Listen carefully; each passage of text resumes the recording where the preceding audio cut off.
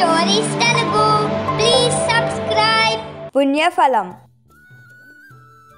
అనగనగా ఒక గ్రామంలో గౌరయ్య శెట్టి అనే జమీందారు ఉండేవాడు. అతని భార్య పేరు శారదాంబ. గౌరయ్య శెట్టి పుట్టుకతోనే చాలా ధనవంతుడు. చాలా ఆస్తులు సంపాదించాడు. కాని ఎంగిలి చేత్తో కాకిని కూడా కొట్టేవాడు కాదు. ఎంత ఆస్తిపాస్తులు ఉంటే ఏం లాభం? పెళ్లయ్యి ఎన్నో ఏళ్లు గడిచినా పిల్లలు లేకపోవటంతో గౌరయ్య శెట్టి భార్య చాలా బాధపడుతూ ఉండేది. ఒకరోజు శారదాంబ భర్తతో ఇలా అంటుంది. ఏవండి, మనకి ఎంత తిన్నా తరగనంత ఆస్తుంది. కాని ఏం లాభం? దాన్ని అనుభవించడానికి మనకు సంతానమే లేదు. ఏ జన్మలో ఏ పాపం చేసుకున్నామో ఏమో, ఇప్పుడు ఇలా అనుభవించాల్సి వస్తుంది అని శారదాంబ అనటంతో గౌరయ్య శెట్టి ఇలా అంటాడు.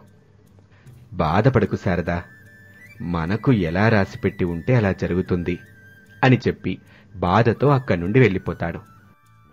అలా బయటకు వెళ్లిన గౌరయ్య శెట్టి ఊర్లో ఉన్న గుడి దగ్గరికి వెళ్లి పూజారితో ఇలా అంటాడు. పూజారి గారు, అనేక యాగాలు చేశాను, కాని నన్ను ఏ దేవుడు కరుణించలేదు. సంతానం కలిగే మార్గమేమైనా ఉంటే చెప్పండి అని అనటంతో పూజారి ఇలా అన్నాడు. విచారించకండి శెట్టిగారు, మనం నిమిత్త మాత్రులం. అంతా ఆ భగవంతుని దయ. ఆ భగవంతుని మీద భారం వేయండి, మీకంతా సవ్యంగానే జరుగుతుంది అని అనటంతో గౌరయ్య శెట్టి విచారంగానే అక్కడి నుండి వెళ్ళిపోయాడు.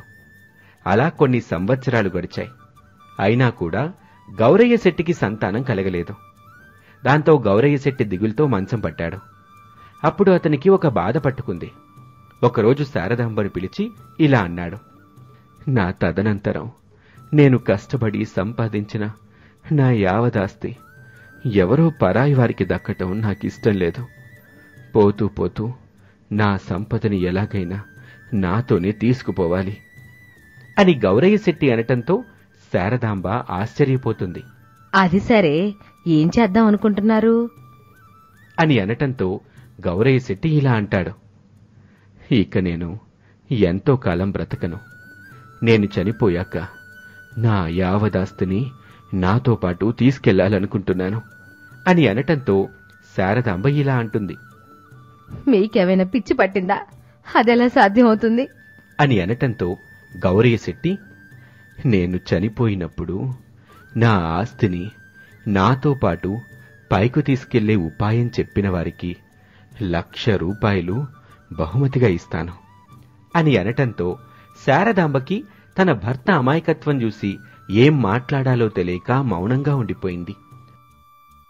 ఆ తర్వాత గౌరయ్య శెట్టి తాను చనిపోయినప్పుడు తన ఆస్తిని మొత్తం తనతో పాటు తీసుకువెళ్లేలా ఉపాయం చెప్పిన వారికి 1,00,000 రూపాయలు బహుమతిగా ఇస్తానని ఊరూరా దండోరా వేయించాడు.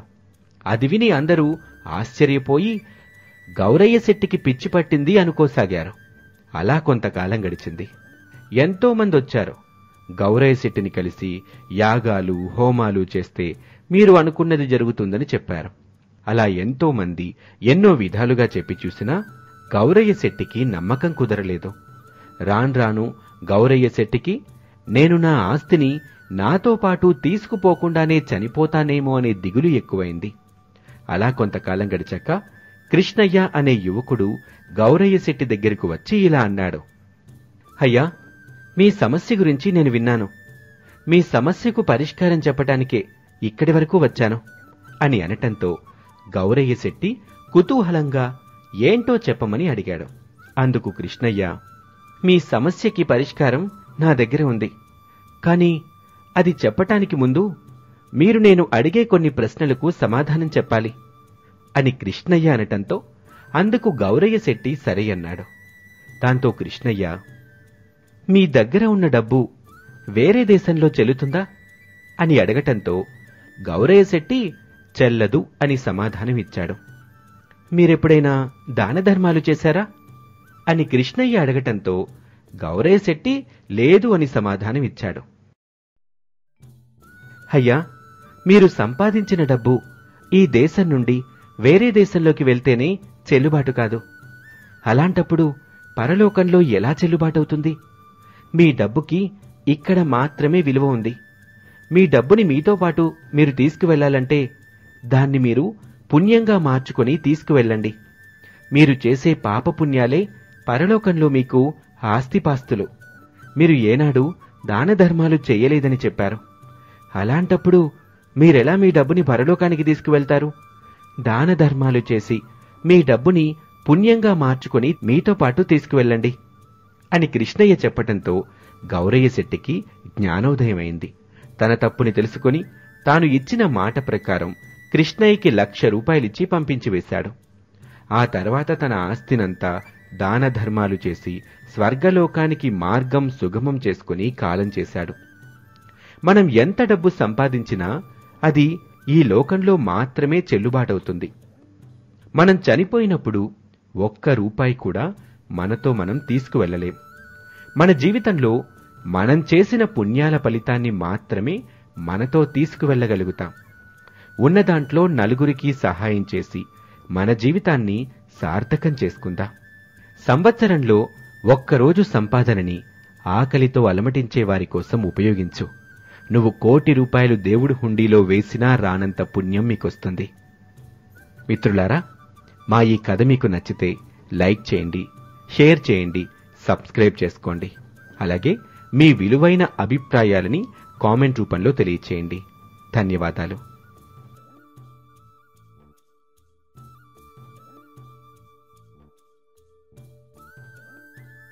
నిజాయితీ విలువ. అనగనగా ఒక ఊరిలో చంద్రయ్య అనే దినసరి కూలి తన భార్యతో కలిసి ఊరికి అవతల ఉన్న ఒక గుడిసెలో నివాసం ఉండేవాడు. చంద్రయ్య చాలా నిజాయితీపరుడు. ఎవరి దగ్గర డబ్బు కోసం చెయ్యి చాచేవాడు కాదు. చాలా కష్టపడి పనిచేసేవాడు. రెక్కాడితే కాని డొక్కాడని బ్రతుకులు చంద్రయ్య వాళ్లవి. ఇద్దరూ ప్రతిరోజూ కూలికిపోయి వచ్చిన సొమ్ముతో కొన్ని కూరగాయలు, బియ్యం తెచ్చుకుంటారు. వాటితోనే రోజులు గడిపేవారు. అలా కొన్ని రోజులు గడిచాయి. ఒకరోజు పొద్దున్నే తలా ఒకవైపుకి పనికి బయలుదేరారు. అలా బయలుదేరిన వాళ్లకి ఎక్కడా పని దొరకలేదు. సాయంకాలం కావటంతో చంద్రయ్య భార్య నిరాశతో ఇంటికి బయలుదేరింది. వేరే వైపుకి పనికోసం వెళ్లిన చంద్రయ్య పనికోసం వెతికి అలసిపోయి ఒక చెట్టు కింద కూర్చుని విశ్రాంతి తీసుకుంటూ ఉండగా అటువైపుగా ఒక వృద్ధుడు 2 సంచుల్ని తీసుకుని రావటం చూశాడు. ఆ సంచుల్ని మోయలేకపోతున్న అతన్ని చూసి చంద్రయ్య ఇలా అన్నాడు. అయ్యా, ఎవరు మీరు? ఎక్కడి నుంచొస్తున్నారు? మీరెక్కడికి వెళ్ళాలి? మీరొక్కరే ఈ సంచుల్ని కష్టంగా మోస్తున్నారు. నేనేమైనా మీకు సహాయం చేయగలనా అని చంద్రయ్య అడగటంతో ఆ వృద్ధుడు, బాబూ, నేను ఒక అనాథని. దేశాంతరం వెళ్తూ ఇక్కడికొచ్చాను. నేను సంపాదించిన డబ్బులు, నగలు ఈ సంచుల్లో ఉన్నాయి. నాకా వయసు మీద పడింది. అందుకే నాయనా ఈ బరువు మోయలేకపోతున్నాను. అయ్యా, మీరెక్కడికి వెళ్లాలో చెప్తే నేను మీతో వచ్చి మీకు సాయం చేస్తాను అని చంద్రయ్య అనటంతో ఆ వృద్ధుడు ఇలా అన్నాడు. బాబూ, నువ్వెవరో నాకు తెలీదు. ఒక అపరిచితుణ్ణి నేనెలా నమ్మాలి? నువ్వీ సంచుల్ని తీసుకుని పారిపోతే నేను నీ వెంటబడి నిన్ను పట్టుకోలేను కూడా అని అనటంతో చంద్రయ్య ఇలా అన్నాడు.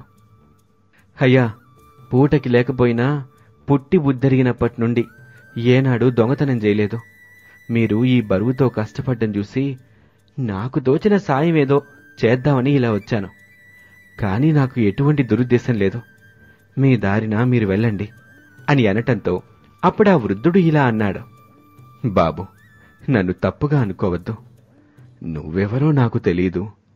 నువ్వు ఒక అపరిచితునివి కాబట్టి నేను నీతో అలా మాట్లాడాల్సి వచ్చింది. నీ మాటల్లో నిజాయితీ నాకు బాగా నచ్చింది. దగ్గర్లోని ఊరికి నన్ను క్షేమంగా చేర్చితే నీకొక బంగారు నాణ్యాన్ని ఇస్తాను అని అనటంతో చంద్రయ్య చాలా సంతోషించి సరే అన్నాడు. అలా చంద్రయ్య ఆ వృద్ధుడి దగ్గర ఉన్న సంచుల్ని తీసుకుని ముందుకు కదిలాడు. అలా కొంత దూరం వెళ్ళాక చంద్రయ్య ఆ వృద్ధునితో సరదాగా ఇలా అన్నాడు. అయ్యా, ఇప్పుడు మీ సొమ్ము మొత్తం నన్ను నమ్మి నాకు అప్పగించారు. మీరన్నట్టు ఇప్పుడు ఈ సంచులతో నేను పారిపోతే మీరేం చేస్తారు అని అడగటంతో వృద్ధుడు, బాబూ, నీ మాటల్లో నిజాయితీ నేను గమనించాను. నువ్వా పని చెయ్యవని నాకు నమ్మకం ఉంది అని అనటంతో చంద్రయ్య తన మనసులో నవ్వుకున్నాడు. అలా వాళ్ళు నడుస్తూ ఉండగా చంద్రయ్య మనసులో రకరకాల ఆలోచనలు మొదలు కాసాగాయి. నడుస్తూ నడుస్తూ తన మనసులో, నేను ఎన్నో ఏళ్లుగా ఎంతో నిజాయితీతో బ్రతుకుతున్నాను. అయినా ఈ లోకం నాకు ఏమీ ఇవ్వలేదు. నేను జీవితాంతం కష్టపడినా కాని ఇంత డబ్బుని సంపాదించలేను. ఇప్పుడు ఈ ముసలివాడి దగ్గర నుండి ఈ డబ్బంతా ఎత్తుకుని వెళ్తే నేను జీవితాంతం హాయిగా బ్రతకొచ్చు. వెనక ముందు ఎవ్వరూ లేని ఈ ముసలివాడికెందుకు ఇంత డబ్బు అని ఒక్కసారిగా చంద్రయ్య మనస్సు మారిపోయింది. అలా కొంత దూరం నడిచాక మళ్లీ తన మనసులో చంద్రయ్య ఇలా అనుకున్నాడు. సహాయం కోసం వచ్చిన ఈ వృద్ధుణ్ణి మోసం చేయటం చాలా తప్పు. ఇతని క్షేమంగా అతని గమ్యస్థానానికి చేర్చి ఆ బంగారు నాణ్యాన్ని తీసుకుని హాయిగా ఇంటికెళ్ళిపోతాను అని అనుకున్నాడు. అలా నడుస్తూ నడుస్తూ మరికొంచెం దూరం వెళ్ళాక, నాకిటువంటి అవకాశం మళ్లీ దొరకదు. అందొచ్చిన ఈ అవకాశాన్ని వదులుకోకూడదు. ఇప్పుడు ఈ సంచుల్ని తీసుకుని వెళ్తే ఇక్కడ నన్ను అడిగేవారు కూడా ఎవ్వరూ లేరు అని అనుకుని ఆ డబ్బు సంచుల్ని తీసుకుని అక్కడ్నుండి పారిపోయాడు చంద్రయ్య. అది చూసి చేసేదేమీ లేక ఆ వృద్ధుడు దీనంగా అలాగే చూస్తూ ఉండిపోయాడు. డబ్బు సంచులతో ఉడాయించిన చంద్రయ్య ఇంటికి వెళ్లి ఆదుర్దాగా ఆ సంచుల్ని తెరిచి చూశాడు. ఆ సంచుల్లో గులకరాళ్ళు, చిత్తు కాగితాలు తప్ప అతనికి ఏమీ కనబడలేదు. దాంతో చంద్రయ్య మొహం తెల్లబోయింది. ఆ గులకరాళ్ల మధ్యలో ఒక కాగితం కనబడ్డంతో అది తెరిచి చూసి ఇలా చదివాడు. నువ్వు ఈ పరీక్షలో ఓడిపోయావు. ఈ రాజ్యంలో మంత్రిగారు అకాల మరణం చెందటంతో కొత్త మంత్రిని ఎన్నుకోవాలని రాజుగారు ఇలా కొంతమందిని పరీక్షిస్తూ వస్తున్నారు. నిన్ను ఎన్నో రోజులుగా ఈ దేశ మహారాజు దూరం నుండి గమనిస్తూ వస్తున్నారు. నీ నిజాయితీకి మెచ్చి దాన్ని పరిశీలించటానికి ఇలా వృద్ధుణ్ణి పంపించి నీకీ పరీక్ష పెట్టారు. నువ్వా వృద్ధునికి సహాయం చేసి నిజాయితీగా ఉంటే ఈ రాజ్యానికి మంత్రివయ్యేవాడివి. కాని పరిస్థితుల ప్రభావంతో నువ్వు నీ నిజాయితీని కోల్పోయి దొంగతనానికి పాల్పడ్డావు అని ముగించాడు. ఆ తర్వాత చంద్రయ్య తాను చేసిన తప్పుకి చాలా బాధపడ్డాడు. తాను ఎన్నో ఏళ్లుగా నీతి నిజాయితీలతో బ్రతికి ఒక్కసారిగా డబ్బులు చూసేసరికి అతని మనసు మారిపోవటంతో దొంగతనానికి పాల్పడ్డాడు. ఎంతో నిజాయితీగా బ్రతికిన చంద్రయ్యని డబ్బు దొంగగా మార్చేసింది. ఒక్కసారిగా డబ్బు మూటల్ని చూడ్డంతో అతని మనస్సు ఇంద్రియ నిగ్రహాన్ని కోల్పోయింది. మన జీవిత ప్రయాణంలో ఎన్నో ఒడిదుడుకులు ఎదురైనా మన నిజాయితీని మాత్రం కోల్పోవద్దు. మన మంచితనం, మన నిజాయితీ ఏదో ఒకరోజు మనల్ని సమాజంలో మంచి స్థితిలో ఉంచుతుంది. జీవితంలో ఎన్నో అవాంతరాలు ఎదురైనప్పటికీ మనోనిబ్బరంతో పోరాడాలి కాని మన వ్యక్తిత్వాన్ని మాత్రం ఎట్టి పరిస్థితుల్లోనూ కోల్పోకూడదు. శ్రద్ధతో, నిజాయితీతో మన పని మనం చేసుకుంటూ వెళ్తే ప్రతిఫలం ఎప్పటికైనా తప్పకుండా వస్తుంది. మనసు చెప్పినట్టు మనం వినటం కాదు, మనం చెప్పినట్టు మన మనస్సు వినేలా చేసుకోవాలి. మిత్రులారా, మా ఈ కథ మీకు నచ్చినట్లయితే లైక్ చేయండి, షేర్ చేయండి. మరిన్ని మంచి కథల కోసం మా ఛానల్ని సబ్స్క్రైబ్ చేయండి. మీ విలువైన అభిప్రాయాల్ని కామెంట్ రూపంలో తెలియచేయండి. అందరికీ ధన్యవాదాలు. సరైన తీర్పు. పూర్వం శ్రీరంగపురం అనే గ్రామంలో రామరాజు అనే రైతు ఉండేవాడు. అతనికి 10 ఎకరాల వ్యవసాయ పొలం ఉంది. అందులో ప్రతి సంవత్సరం 5 ఎకరాల్లో వరి పంటను పండిస్తూ మిగిలిన 5 ఎకరాల్లో కాయగూరల్ని పండిస్తూ మంచి వ్యవసాయదారుడిగా పేరు తెచ్చుకున్నాడు. అయితే అతనికి పిల్లలు లేని కారణంగా ఫలసాయం మీద వచ్చే ఆదాయాన్ని ఊరిలోని పేద సాధులకు వాళ్ల అవసరానికి పంచి ఆదుకోవడమే కాకుండా తన పొలంలో పండే ధాన్యాన్ని తన దగ్గర పనిచేసే కూలీలకు పంచి ఆ ఊర్లో మనసున్న వ్యక్తిగా కూడా పేరు తెచ్చుకున్నాడు. చక్కగా భార్య సీతమ్మ, భర్తకి తగిన భార్యగా, మంచి ఇల్లాలుగా, ఇరుగు పొరుగు వారితో కలుపుగోలుగా ఉండేది. అయితే ఆ దంపతులకున్న బాధంతా ఒక్కటే. వాళ్ళకి పెళ్ళయి చాలా ఏళ్లైనా పిల్లలు లేకపోవడం, ఎవరికి ఏ కష్టమొచ్చినా చటుక్కున వెళ్లి సాయం చేసేది. ఇంకా సంతానం కలగకపోవడంతో ప్రతిరోజు భోజన సమయంలో వారి మధ్యన ఇదే సంభాషణ నడిచేది. ఆ రోజు కూడా భర్త రంగరాజుకి భోజనం వడ్డించింది. అప్పుడు ప్రక్కన కూర్చున్న సీతమ్మతో రామరాజు, సీత, ఈ సంవత్సరం కూడా మన వరి పొలం బాగా పండింది. క్రిందటి సంవత్సరం కంటే 25 బస్తాల ధాన్యం ఎక్కువే వచ్చేలా ఉన్నాయి. ఎన్ని బస్తాలు పండినా ఏం లాభం, ఎంత ఆదాయం వచ్చినా ఏం సుఖం. మనకు తినడానికి సరిపడా ఉంచుకొని మిగతాది జనాలకు పంచడమే కదా. పోనీలే సీత, మనకి మాత్రం ఎవరున్నారు? అవసరం కన్నా మించి దాచుకుని మనం మాత్రం ఏం చేస్తాం? నా బాధ కూడా అదేనయ్యా. ఎంతమంది దేవుళ్ళని మొక్కినా కరుణించలేదు. కనీసం ఆడపిల్లనైనా ఇచ్చినా ఆనందపడేదాన్ని. అలా అనకు సీత. ఆడపిల్ల లక్ష్మీదేవితో సమానం. ఈ సృష్టికి మూలం స్త్రీ. ఏం, నువ్వు ఆడదానివి కాదా? నీకు పిల్లలు పుట్టినంత మాత్రాన ఆడపిల్లని చులకనగా చూడకు. మనం ఎవరికి ఏ అన్యాయం చెయ్యనప్పుడు మరి మనకు పిల్లలెందుకు పుట్టలేదయ్యా? ఎప్పుడో ఏ జన్మలో ఏ తల్లి బిడ్డలను విడదీశామో, ఎవరి పిల్లలకు ఏ అన్యాయం చేశామో, ఈ జన్మలో దేవుడు మనకి పిల్లల్ని ఇవ్వలేదు. అయినా మనకు పిల్లలు లేకపోతేనేం? మన చుట్టుపక్కల ఉన్నవారి పిల్లలందరూ మన పిల్లలు కారా?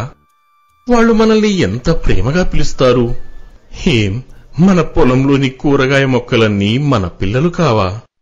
మనం వెళ్లగానే ఎంత చక్కగా తలలూపుతూ పలకరిస్తాయి. ఏదైనా మన మనసును బట్టి, మనం చూసే దృష్టిని బట్టి ఉంటుంది సీతమ్మ. నువ్వు అట్టాగే అంటావయ్యా. నా మనసులో బాధ నీకు అర్థం కావట్లేదు. ఇంకొన్నాళ్లు పోతే నన్ను అందరూ గొడ్రాలు అంటారయ్యా. ఎవ్వరూ నిన్నలా అనరు. అంతా నీ భ్రమ. అయినా దేవుడు ఆలస్యంగా ఎంతమందికి పిల్లల్ని ఇవ్వలేదు. ఏమో, ఇంకో సంవత్సరానికో 2 సంవత్సరాలకు మనల్ని కరుణిస్తాడేమో అని తినడం ముగించి లేచి, నేను అలా పక్కూరికి పోయి రేపు మన వరి పొలం కోయడానికి కూలీలు ఎవరైనా దొరుకుతారేమో మాట్లాడుకుని వస్తాను. నువ్వు త్వరగా మన పొలానికి వెళ్లి పండిన కూరగాయల్ని కోసుకురా. నేను రాత్రికి రాకపోవచ్చు. జాగ్రత్త. అలాగేనయ్యా అనగానే రామరాజు వీధిలోకి నడిచాడు.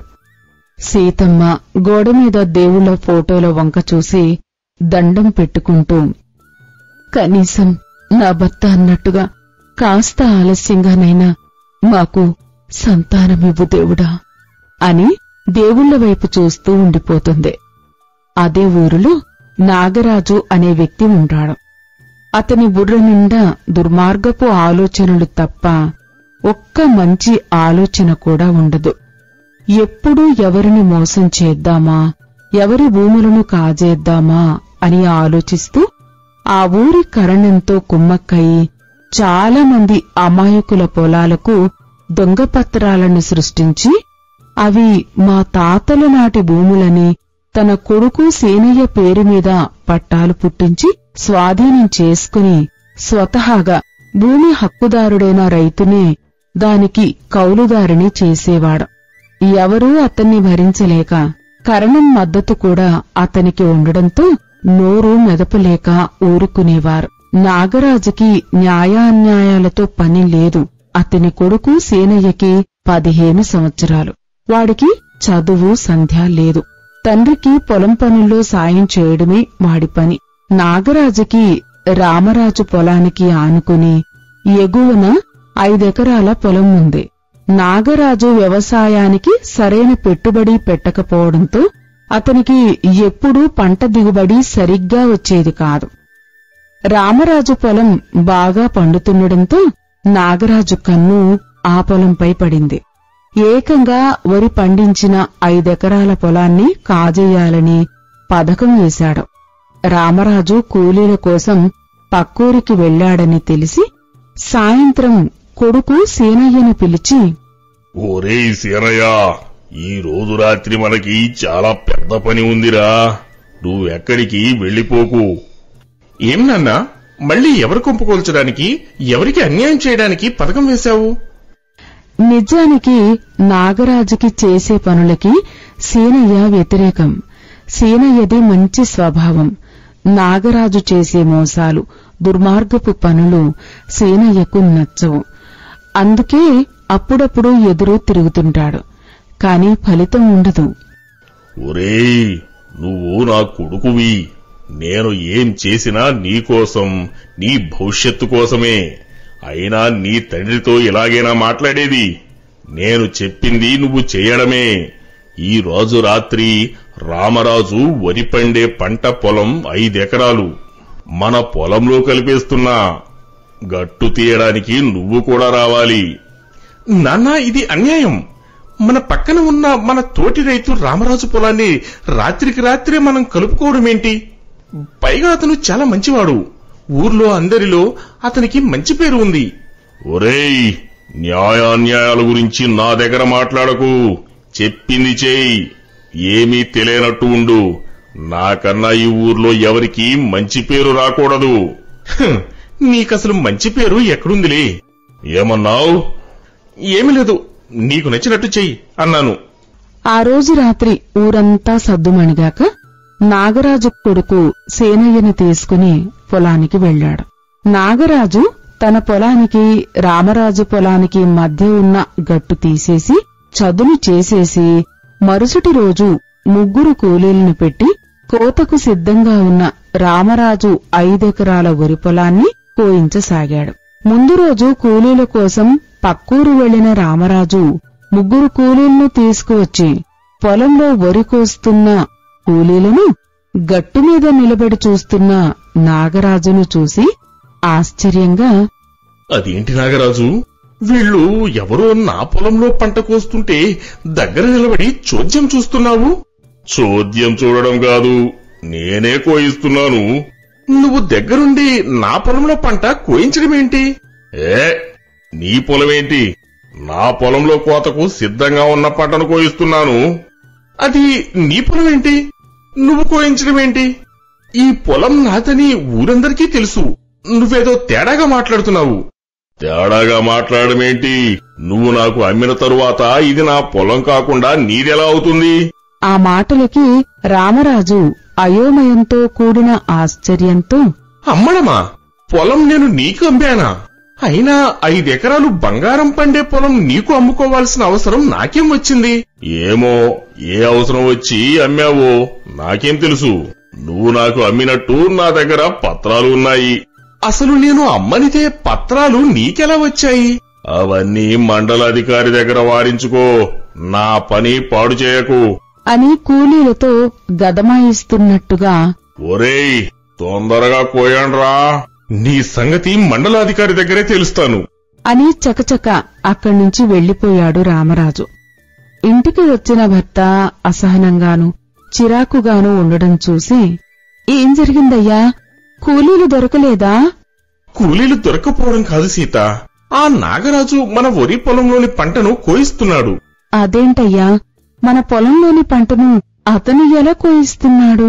మన 5 ఎకరాల వరి పొలం అతనికి మనం అమ్మేశామట, అందుకని పంట కోయిస్తున్నాడట. భర్త మాటలకి సీతమ్మ ఆశ్చర్యంతో, అదేంటి, మన పొలం అతనికి అమ్మడమేంటి? ఎప్పుడన్నాను, ఎందుకన్నాను? ఆ అవసరం మనకేమొచ్చింది? అదే విషయం నేను అడిగితే పోయి మండలాధికారికి ఫిర్యాదు చేసుకోమన్నాడు. అలాగా, అయితే పక్క ఊరిలో ఉన్న మండలాధికారి గారికి ఫిర్యాదు చేద్దాం పదండి. లేదంటే మిగతా 5 ఎకరాలు నాదే అంటాడు రేపు. అవును, ఆ నాగరాజు దౌర్జన్యాన్ని వదిలే ప్రసక్తే లేదు అని బయటకు కదిలాడు రామరాజు. అతని వెనుకనే సీతమ్మ కూడా నడిచింది. శ్రీరంగపురంతో పాటు చుట్టుపక్కల 10 గ్రామాలకు రాఘవపురంలో ఉండే సీతారామయ్య గారు ముఖ్య మునసబు, మండలాధికారి. ప్రతి గ్రామాల తగాదాలకు, గొడవలకు ఆయనే న్యాయాధికారి.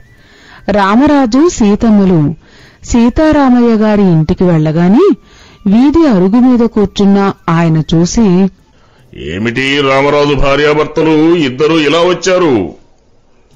ఏం లేదయ్యా, నా పొలం పక్కన ఉన్న నాగరాజు నా 5 ఎకరాల వరి పొలాన్ని ఆక్రమించుకుని పంటని కోసేస్తూ నేనే అతనికి పొలాన్ని అమ్మానని అబద్ధం చెప్తున్నాడయ్యా. నువ్వు అమ్మావా పొలాన్ని అతనికి? లేదయ్యా, పొలాన్ని అమ్మవలసిన అవసరం నాకేంటి, పైగా పత్రాలు కూడా ఉన్నాయి అంటున్నాడయ్యా. అంటుండగానే నాగరాజు తన కొడుకు సేనయ్యతో అక్కడికి వస్తాడు. నాగరాజును చూసి, నాగరాజు గురించి ఇలాంటి ఫిర్యాదులు ఇతర రైతుల నుండి కూడా వచ్చాయి. నేనే పట్టించుకోలేదు. నువ్వు అలా కంగారు పడకు. నేను ఇప్పుడే నాగరాజును పిలిపించి వారిస్తాను.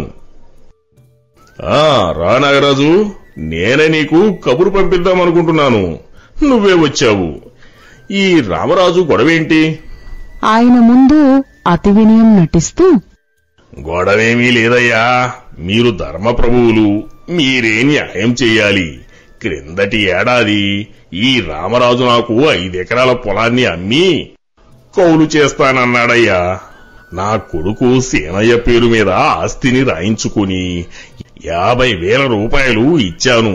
ఇవిగోండయ్యా, రామరాజు స్వయంగా సంతకం చేసి నాకు ఇచ్చినవి అంటూ కొన్ని పత్రాలు తీసి సీతారామయ్య గారికి ఇచ్చాడు.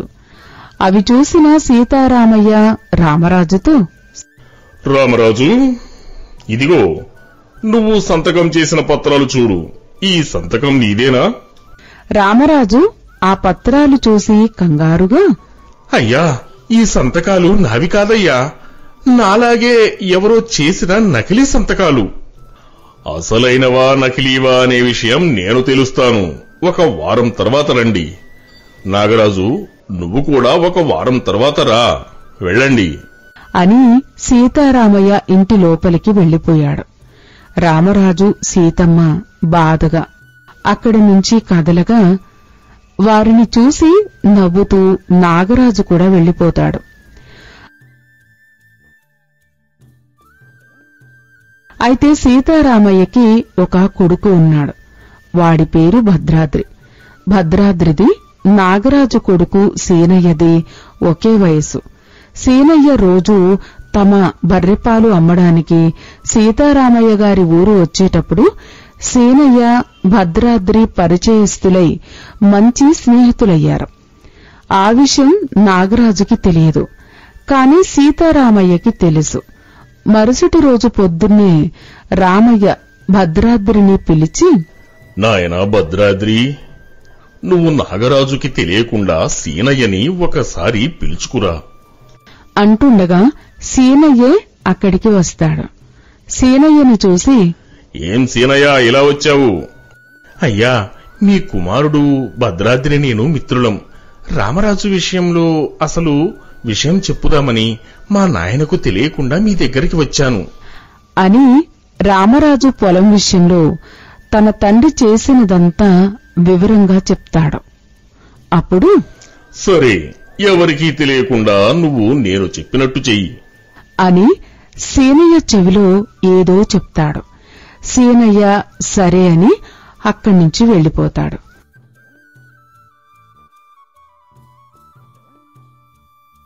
వారం తర్వాత సీతారామయ్య గారు ఇద్దరినీ పిలిపించగా రామరాజు, సీతమ్మ, నాగరాజు కొడుకు సేనయ్య వచ్చిన తర్వాత శ్రీరంగపురం కరణం కనకయ్యను కూడా పిలిపించి చుట్టుపక్కల 7 గ్రామాలకు ముఖ్య అధికారి అయిన సీతారామయ్య గారు రామరాజు పొలం విషయంలో ఇప్పుడు ఏం చెప్తారో వినాలని సుమారు 10 మంది రైతులు వచ్చారు. అందులో కొందరు నాగరాజు చేతుల్లో మోసపోయిన వాళ్లు కూడా ఉన్నారు. అందరూ ఆసక్తిగా ఎదురు చూస్తుండగా రామరాజును చూసి, రామరాజు, నువ్వు పొలం నాగరాజుకి అమ్మడం నిజమే? అయ్యా, సత్య ప్రమాణంగా నేను అమ్మలేదయ్యా. ఆగు, నన్ను పూర్తిగా చెప్పని. నీకు పిల్లలు లేరు కదా? అవునయ్యా. అందుకోసం రామరాజు నాగరాజు కొడుకు సీనయ్యని దత్తత తీసుకుంటూ దాని నిమిత్తమై నాగరాజు కొడుకు పేరున రాసిచ్చాడు. అందువలన ఇప్పుడు నాగరాజు కొడుకు సీనయ్యతో పాటు ఆ భూమి ఇంకా సీనయ్య పేరున ఉన్న ఆస్తి అంతా రామరాజుకే హక్కు చెందుతుంది అనగానే నాగరాజు కంగారుగా, నేను నా కొడుకుని దత్తత ఇవ్వడమేంటయ్యా? ఇది పొరపాటు కాదు నాగరాజు, ఇది నిజం. ఇవిగో చూసుకో, నీ చేత్తో నువ్వు సంతకం చేసిన పత్రాలు. ఏం సీనయ్య, నీ తండ్రి నిన్ను రామరాజుకి దత్తత ఇచ్చాడు కదా? అవును, నిజమేనయ్యా. అందుకు గాను రామరాజు గారు 5 ఎకరాల పొలం నా పేరున రాసిచ్చారు కదా. ఇకపైన నువ్వు రామరాజు గారింట్లోనే ఉండాలి. అయ్యా, ఇది అన్యాయం. నేను నా కొడుకుని దత్తత ఇవ్వలేదు. న్యాయమో అన్యాయమో మీ ఊరి కరణం కనకయ్య గారే పత్రాలు చూసి చెప్తారు అని సీతారామయ్య పత్రాలు కరణం కనకయ్యకి ఇవ్వగా కనకయ్య అవి చూసి, అయ్యా మరి అది అని నీళ్లు నములుతుండగా, అయ్యా అవి నకిలీ పత్రాలు, రామరాజు పుట్టించి తెచ్చాడు. అప్పుడు రామరాజు ఆస్తి విషయంలో నువ్వు సృష్టించినవి నకిలీ పత్రాలు కావా? అప్పుడు అక్కడున్న రైతులలో కొందరు, అవునయ్యా, ఈ నాగరాజు మా పొలాలతో పాటు చుట్టుపక్కల ఉన్న భూములు అన్నీ అన్యాయంగా లాక్కున్నాడయ్యా. ఏం కరుణం గారు మాట్లాడరేం? ఏవి అసలు పత్రాలు, ఏవి నకిలీ పత్రాలు? అయ్యా అది మరీ కాదు. డబ్బుకి కక్కుర్తిపడి నాగరాజుతో చేయి కలిపి చాలా మంది పేద ప్రజల భూముల్ని లాక్కున్నారు. అది రాబట్టాలనే నా కొడుకు స్నేహితుడైన సీనయ్యతో ఈ నాటకమంతా నడిపించాను. ప్రజలకు అన్యాయం చేసిన మిమ్మల్ని పదవి నుండి తొలగిస్తున్నాను. అలాగే నాగరాజుని గ్రామ బహిష్కరణ చేస్తూ అతని యావదాస్తితో పాటు సీనయ్యను కూడా రామరాజుకి అప్పగిస్తున్నాను. ఇదే నా తీర్పు. అయ్యా, సరైన తీర్పు చెప్పారు. మీ తీర్పు చాలా బాగుందయ్యా అంటుండగాని సీతారామయ్య గారి కాళ్ల మీద కనకయ్య పడి, అయ్యా బుద్ధిగడ్డి తిని అలా చేశాను, నన్ను క్షమించండి. ఇంకెప్పుడు ఇలాంటి పొరపాట్లు చేయను. అయ్యా నన్ను కూడా మన్నించండి. దురాశకు లోనై దుర్మార్గాలు చేశాను. నాకు ఏ ఆస్తి వద్దు, నా కొడుకును ఇప్పించండి చాలు. అప్పుడు కల్పించుకుంటూ సీతారామయ్యతో, ఒక్కసారి నేను ఇచ్చిన తీర్పు మారదు. అది శాసనం లాంటిదే. అప్పుడు అక్కడ ఉన్న అందర్నీ చూస్తూ, అయ్యా సీతారామయ్య గారు, నాకు న్యాయం జరిగింది, అది చాలు. సరైన తీర్పు ఇచ్చారు. నాకు ఏ ఆస్తులు వద్దు, నాకున్న ఆస్తి చాలు. వారిద్దరినీ క్షమించి విడిచిపెట్టండి, శిక్షించకండి. నేను సరైన తీర్పు చెప్పడానికి సహకరించిన సీనయ్యని అభినందిస్తున్నాను. ఒకరోజు సీనయ్య నా దగ్గరికి వచ్చి తన తండ్రి చేస్తున్న మోసాల గురించి నాకు చెప్పాడు. అప్పుడు ఈ దత్తత నాటకం గురించి చెప్పగా నాగరాజు ఇంట్లో నుంచి సంతకాలు చేసి ఖాళీ పత్రాల్ని తెప్పించి ఈ దత్తత పత్రాలు సృష్టించాను. అలాగే తండ్రికి తెలియకుండా కరణంతో కలిసి లాక్కున్న భూముల నకిలీ పత్రాలన్నీ తెచ్చి ఇచ్చినందుకు అతనికి ధన్యవాదాలు. అయ్యా ముఖ్యాధికారి గారు, నాకు బుద్ధి వచ్చింది. నా ఆస్తితో పాటు నేను అక్రమంగా లాక్కున్న ఆస్తులన్నీ మీ సమక్షంలోనే ఊరి ప్రజలందరికీ ఇచ్చేస్తున్నాను. నేను నా కొడుకు రామరాజు పొలంలోనే పని చేసుకుంటూ బ్రతికేస్తాము.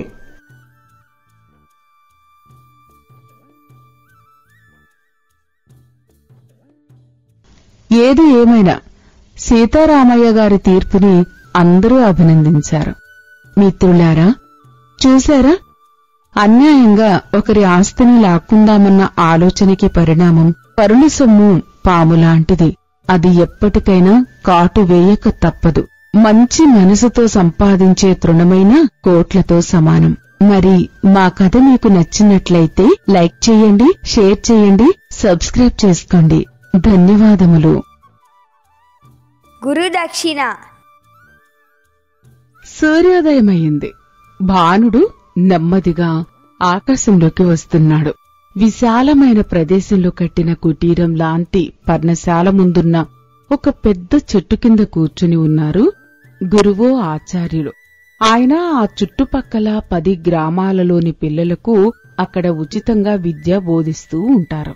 ఏ రకమైన ధనం ఆశించకుండా విద్యను అందించి పిల్లల భవిష్యత్తును తీర్చిదిద్ది ఉత్తమ పౌరులుగా తయారు చెయ్యాలన్నదే ఆయన ఆశ, ఆశయం. ఆయన ఆ గ్రామాల్లోని ప్రజలు ఇచ్చే ధాన్యం, పప్పుధాన్యాలు కాయగూరలతో కాలం గడుపుతూ ఉంటారు. ఆయన ఒక్కగానొక్క కొడుకు రామశర్మ. తండ్రి చేసే పని నచ్చక ఇంట్లో నుండి వెళ్లిపోతాడు. అతని ఒక్కగానొక్క చెల్లెలు కౌసల్య, కూతురు గాయత్రి ఆచార్యులతోనే ఉంటూ అతని మంచి చెడ్డలు చూసుకుంటూ ఉంటుంది. చెట్టు కింద ఆసనం మీద కూర్చుని ఆచార్యులుగారు పిల్లలకి పాఠాలు బోధిస్తూ ఉంటాడు. ఇంతలో ఆ గ్రామ మునసబు వచ్చి ఇలా అంటాడు. ఏం ఆచార్యులు గారు, నా అప్పు ఎప్పుడు తీరుస్తారు? మీరు ఈ ఇంటి మీద తీసుకున్న అప్పుకి వడ్డీ పెరిగి 10 అయింది. నేను మీకు ఒక వారం రోజుల సమయం ఇస్తున్నాను. నా అప్పు తీర్చకపోతే ఈ ఊరి పెద్ద మనుషుల సమక్షంలో ఈ ఇంటిని స్వాధీనం చేసుకుంటాను అని చెప్పి కోపంగా వెళ్లిపోయాడు. ఆచార్యులు పిల్లలతో, నాయనల్లారా, ఈరోజు నాకు ఒంట్లో కొంచెం నలతగా ఉంది. నేను ఈరోజు పాఠాలు బోధించలేను. మీరు చెప్పిన పాఠాలన్నీ మననం చేసుకుని రేపటి దినం రండి అనగానే పిల్లలందరూ తిరిగి వెళ్లిపోయారు. ఆచార్యులుగారు ఆలోచనలో ఉండగా మేనకోడలు గాయత్రి వచ్చి ఇలా అంటుంది. ఏంటి మామయ్య గారు, ఏదో దీర్ఘంగా ఆలోచిస్తూ బాధపడుతున్నట్టున్నారు? ఏం లేదు తల్లి, నా చేతులతో నేను పెంచిన ఈ మొక్కలను చూస్తుంటే, వాటితో నాకున్న అనుబంధాన్ని తలుచుకుంటే మనసుకి ఆరాటమవుతుందమ్మా. అది కారణం కాదు మామయ్య, మీరు ఇంకా దేనికోసమో బాధపడుతున్నారు. అలాంటిదేమీ లేదమ్మా. నాకేం సమస్యలు బాధలు ఉన్నాయి? అయినా నన్ను అపురూపంగా చూసుకునే నువ్వు ఉన్నావు కదా తల్లి. చెట్టు మీద నుండి ఏదో రాలి కంట్లో పడినట్టుంది, అంతేనమ్మా. లేదు మామయ్య గారు, మీరు దేనికో బాధపడుతున్నారు. నేను అమ్మపోయిన తర్వాత మీ పెంపకంలో పెరిగిన దాన్ని. మీ మేనకోడల్ని మామయ్య గారు, మీరు ఎప్పుడు ఎలా ఉంటారో నాకు తెలీదా?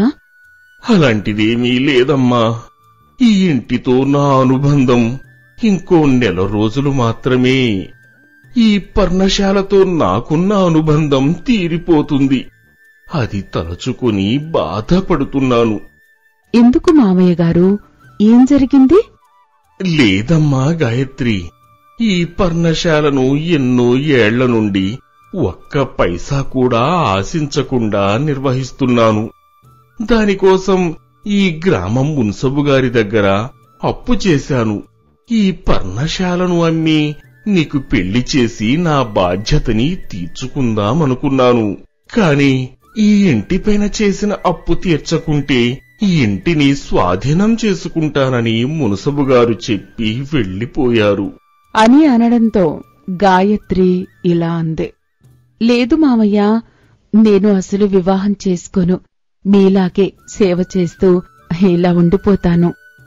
అమ్మా గాయత్రి, వివాహం చేసుకోకుండా ఎలా ఉంటావమ్మా? ఏం మామయ్య గారు, వివాహం చేసుకోకుండా స్త్రీ బ్రతకలేదా? మీరు ఉన్నంతకాలం మీకు సేవలు చేసుకుంటూ ఉంటాను. ఏం మావయ్య గారు, నేను మీకు బరువయ్యానా? అయ్యో బంగారు తల్లి, అది కాదమ్మా. మీ అమ్మ చనిపోయినప్పుడు నిన్ను నా చేతిలో పెట్టి, అన్నయ్యా, నా కూతుర్ని నీ కొడుక్కి చేసుకుని నీ ఇంటి కోడలుగా చూసుకో అంది. కాని నా కొడుకు ఇల్లు వదిలి ఎక్కడికో వెళ్లిపోయాడు.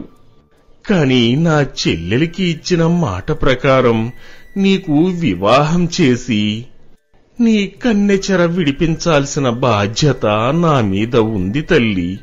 నేను మీ అమ్మకి ఇచ్చిన మాటను తప్పలేను. వద్దు మామయ్య గారు, నా వివాహం గురించిన ఆలోచన ప్రస్తుతానికి వదిలేయండి. ఎలా వదిలేయమంటావు తల్లి?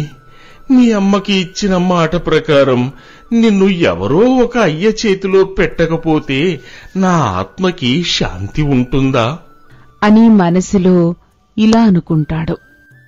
అమ్మా కౌశల్య, పోతూ పోతూ నీ బిడ్డని గాయత్రిని నాకు అప్పగించి వెళ్ళావు. తనని నా ఇంటి కోడలిగా చేసుకోమన్నావు. కాని నా కొడుకు ఇల్లు వదిలి ఎక్కడికో వెళ్లిపోయాడు. నేనిప్పుడు గాయత్రికి వివాహం చేసి ఒక అయ్య చేతిలో పెట్టగలనా లేదా అని భయపడుతున్నాను. నీ కూతురికి శుభం జరగాలని నువ్వే దీవించు చెల్లెమ్మా. అలా కొన్ని రోజులు గడిచాయి. గ్రామ మునసబు కొంతమంది గ్రామ పెద్దల్ని వెంట తీసుకుని ఆచార్యుల వారి దగ్గరికి వచ్చాడు. గ్రామ పెద్ద ఆచార్యుల వారితో ఇలా అన్నాడు.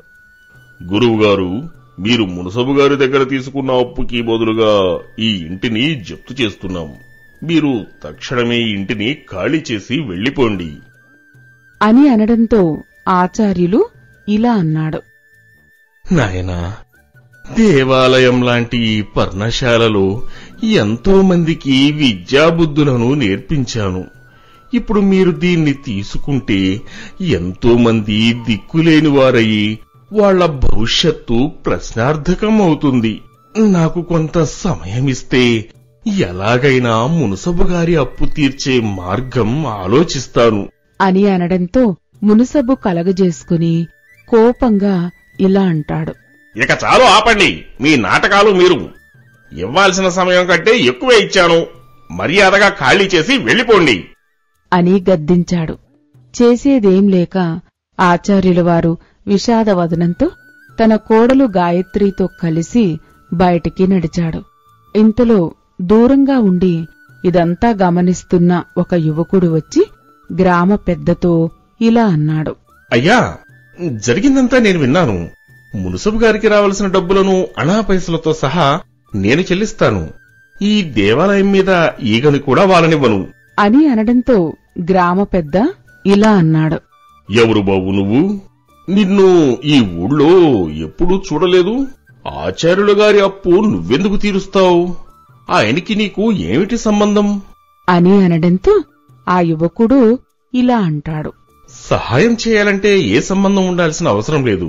మనం చేసే చిన్న సాయం వలన ఈ ప్రపంచం ఏమీ మారిపోదు, కాని సాయం పొందిన వారి ప్రపంచం ఖచ్చితంగా మారుతుంది.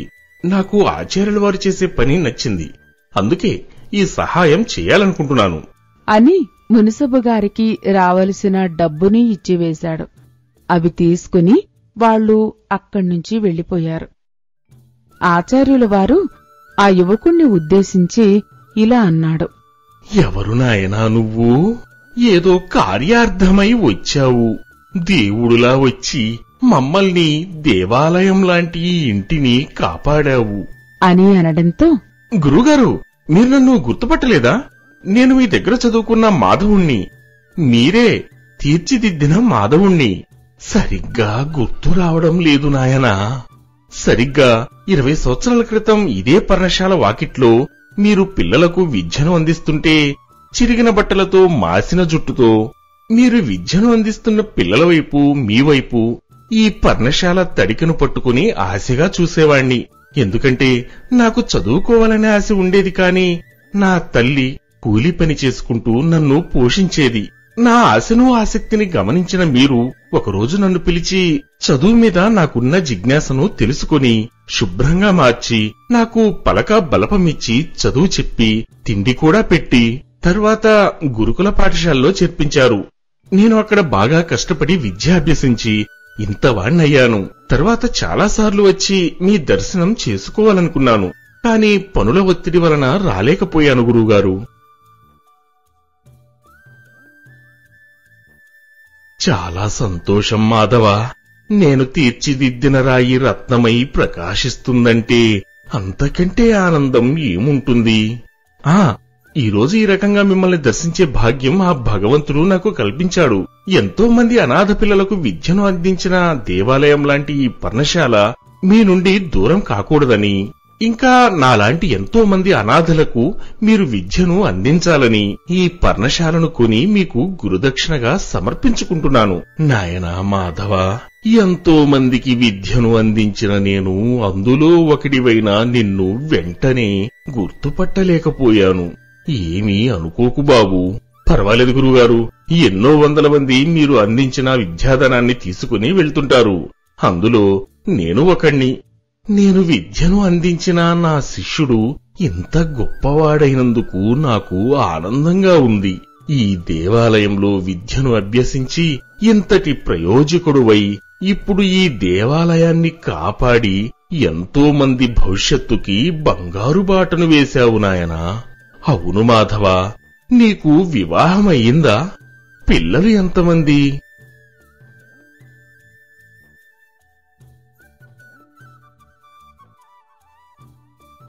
ఇంకా లేదు గురువుగారు. అయినా ఈ అనాథకి పిల్లని ఎవరిస్తారు? అదేంటి మాధవా అలా అంటావు? నీకేం తక్కువ? నీలాంటి ఉత్తముణ్ణి పెళ్లి చేసుకోబోయే అమ్మాయి ఎన్నో జన్మల పుణ్యం చేసుకుని ఉండాలి. నాకెవరూ లేకపోవడమే తక్కువ. గురువుగారు, మీరేమీ అనుకోనంటే ఒక మాట అడగనా? అడుగునాయనా. మీకు మీ మేనకోడలు గాయత్రి గారికి అభ్యంతరం లేకపోతే నేను తనని వివాహం చేసుకుంటాను. ఆ మాట విన్న ఆచార్యుల వారు ఆనందంగా, మాధవా, నేను తప్పుగా మాట్లాడితే నన్ను క్షమించండి గురువుగారు. ఇందులో తప్పేముంది నాయనా? నా పర్ణశాలను నాకు గురుదక్షిణగా ఇవ్వడంతో పాటు ఇంకో వరం కూడా ఇస్తానంటున్నావు. నీకన్నా యోగ్యుడు, ఉత్తముడు తనకి ఇంకెవరు దొరుకుతారు? మీకు ఇష్టమైతే నాకు ఇష్టమే మావయ్య గారు. ఇంకేం, శుభస్య శీఘ్రం. ఈ రోజు నుండి నువ్వు నాకు దేవుడిచ్చిన కొడుకువి. త్వరలోనే ముహూర్తం పెట్టించి ఇద్దరికీ వివాహం జరిపిస్తాను.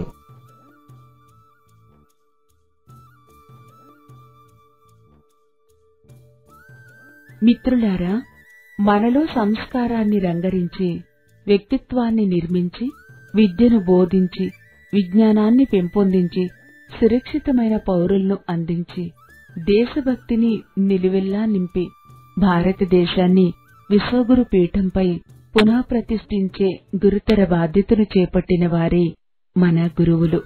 వాళ్ళు కొవ్వొత్తిలాంటి వారు. కాలిపోతున్నా సరే వెలుగులు నింపుతూనే ఉంటారు. తమ శిష్యుల ఎదుగుదలే గురుదక్షిణగా భావించే గురువులకు పాదాభివందనం. గురువంటే మన మీద నమ్మకం ఉండేవాడు, మనల్ని నడిపించేవాడు, మనల్ని ఆణిముత్యంలా భావించేవాడు. మనకు విద్య నేర్పి మనల్ని ముందుకు నడిపించిన గురువులందరికీ ఈ కథ అంకితం. ఆచార్య దేవోభవ. ఈ మా కథ మీకు నచ్చినట్లయితే లైక్ చేయండి, షేర్ చేయండి, సబ్స్క్రైబ్ చేసుకోండి. మీ విలువైన అభిప్రాయాలను కామెంట్ రూపంలో తెలియజేయండి. ధన్యవాదాలు. స్నేహమేరా మన ధనం. చింతపల్లి అనే గ్రామంలో చెల్లయ్య, ఎల్లయ్య అనే ఇద్దరు స్నేహితులు ఉండేవారు. ఇద్దరి ఇల్లు పక్కపక్కనే ఉండేవి. ఇద్దరూ ఎంత స్నేహితులంటే చిన్నప్పుడు బడికి వెళ్లాలన్నా కలిసే వెళ్లేవారు, తినేటప్పుడు కలిసే తినేవారు, ఆడుకునేటప్పుడు కలిసే ఆడుకునేవారు. వారిద్దరి తల్లిదండ్రులు కూడా ఇంచుమించు అదే లెక్కన ఒకేలాగా ఉండేవారు. ఇద్దరికీ చెరో 10 ఎకరాల పొలం పక్కపక్కనే ఉండేది. వారి తల్లిదండ్రులు కలిసి మొత్తంగా వ్యవసాయం చేసుకునేవారు. దురదృష్టవశాత్తు ఇద్దరికి యుక్త వయస్సు వచ్చేనాటికి వారికి తల్లిదండ్రులు దూరమయ్యారు. అయినా కష్ట నష్టాలకు ఓర్చుకుంటూ చెల్లయ్య, ఎల్లయ్యలు వారి తండ్రుల్లాగానే వ్యవసాయం చేసి ఫలసాయం పంచుకునేవారు. ఒకరోజు వారికి దూరపు బంధువు అయిన కామయ్య వచ్చి వారి యోగక్షేమాలు విచారించి ఇలా అన్నాడు. ఒరేయ్ నాయనల్లారా, మీరు ఒక తల్లి కడుపున పుట్టకపోయినా అన్నదమ్ముల కంటే గొప్పగా కలిసి ఉన్నారు. మీ స్నేహం చాలా గొప్పదని ఊరంతా చెప్పుకుంటుంది. మీకా యుక్త వయసు వచ్చింది. ఇలా ఇద్దరు ఎన్నాళ్ళు ఒంటరిగా ఉంటారు? ఇప్పుడు మాకేం తక్కువ బాబాయ్, మమ్మల్ని మా స్నేహాన్ని ఇలా ఉండనియవద్దని ఎవరన్నారు బాబూ? మీరు జీవితకాలం ఇలా స్నేహితులుగానే ఉండండి. కానీలు అర్ధానాలు ఏంటి బాబాయ్? చల్లకొచ్చి ముంత దాచినట్టు ఏదో చెప్తున్నావు. ఏమీ లేదురా, ఏ వయసుకా ముచ్చట్లు అంటారు. మీకా పెళ్ళీడు వచ్చింది. ఇద్దరూ పెళ్లి చేసుకుని పిల్లా పాపలతో హాయిగా ఉంటే పైనున్న మీ తల్లిదండ్రుల ఆత్మలు సంతోషిస్తాయి. నువ్వు చెప్పింది నిజమే బాబాయ్. కానీ మేము పెళ్లి చేసుకుంటే మాకు వచ్చే భార్యలు మా స్నేహాన్ని విడదీశారంటే మేము తట్టుకోలేం. మా స్నేహాన్ని, మా మనసుల్ని అర్థం చేసుకునే అమ్మాయిలు దొరకడం కష్టం. అందుకే మేము పెళ్లి చేసుకోవాలనుకోవడం లేదు. ఇదేం పిచ్చి భయం రా, అలా ఎందుకు అనుకుంటారు? మిమ్మల్ని, మీ స్నేహాన్ని అర్థం చేసుకునే అమ్మాయిలే మీకు భార్యలుగా రావచ్చును కదా. అలాంటి వాళ్ళు దొరికితే పెళ్లి చేసుకోవడానికి మాకేం అడ్డు బాబాయ్.